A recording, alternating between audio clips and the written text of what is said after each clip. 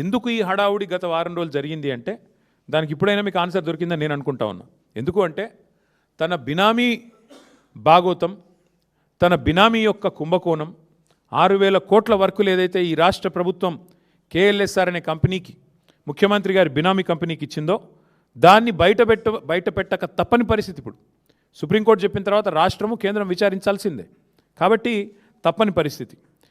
ఇవాళ వాస్తవం ఏంటి అంటే సుప్రీంకోర్టు ఇంకొక మాట కూడా చెప్పింది.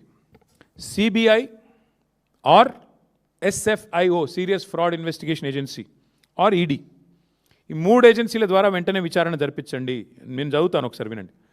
The supreme court on January 23rd sought responses of the Center, Telangana, CBI, ED and SFIO on a plea seeking an independent probe into multi-crore corporate fraud involving alleged collusion of state authorities and a high-ranking member of the judiciary.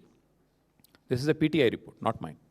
So point ఏంటంటే ఈ ఫ్రాడును, ఈ బినామీ భాగోతాన్ని దాచడానికే గత వారం 10 రోజులు నానా తంటాలు పడి పాపం మిమ్మల్ని ఇబ్బంది పెట్టి మీరు రోడ్ల మీదకి వచ్చి మా నాయకులు, మా కార్యకర్తలు ఇబ్బంది పడి ఏం జరిగిందయ్యా ఇందులో అంటే ఇగో అసలు విషయం, ఈ దొంగని, ఆ కుర్చీలో కూర్చున్న దొంగని ఇద్దరు పరస్పరం తమ బినామీ భాగోతం బయటికి రాకుండా ఉండడం కోసమే దావోస్ నుంచి ఆదేశాలు ఇచ్చి మరి ఈ డ్రామా నడిపారు.